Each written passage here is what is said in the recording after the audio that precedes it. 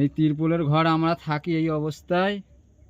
আপনারা একটু দেখুন, আমরা গ্রাম পঞ্চায়েত কাছে যাই, উনি এই অবস্থায় থাকি। ইরাজুল ইচ্ছেনে এই কদিন আগে ঘর কটা দিচ্ছিল অনেকজনকে, লোক বেছে বেছে বিল্ডিং দেখে দেখে দিচ্ছে। আমাদের লিস্টে নাম আছে, আমরা তো পাইনি। এই ঘরের মধ্যে বসবাস করি, তিরপলের বাড়ি। এই আমফান ঝড় গেছিল, এই গদিতে থাকবার বাসা নেই, মাথা উপরে আমাদের ছাদ নেই, ছোট ছোট বাচ্চা নিয়ে বলা যাচ্ছে না। তবু এই ঝড় বৃষ্টি এলে কোথায় যাব, মাথার উপরে ছাদ নেই। তাহলে মমতা ব্যানার্জি কি এটা কি দেখতে পাচ্ছে না? এই ছোট ছোট বাচ্চারা স্কুল যায়, কোথায় নিয়ে থাকবো? আপনারা দেখেন, বিটু অফিসে যাই, বিটু অফিস কোনো গ্রাহ্য নিচ্ছে না।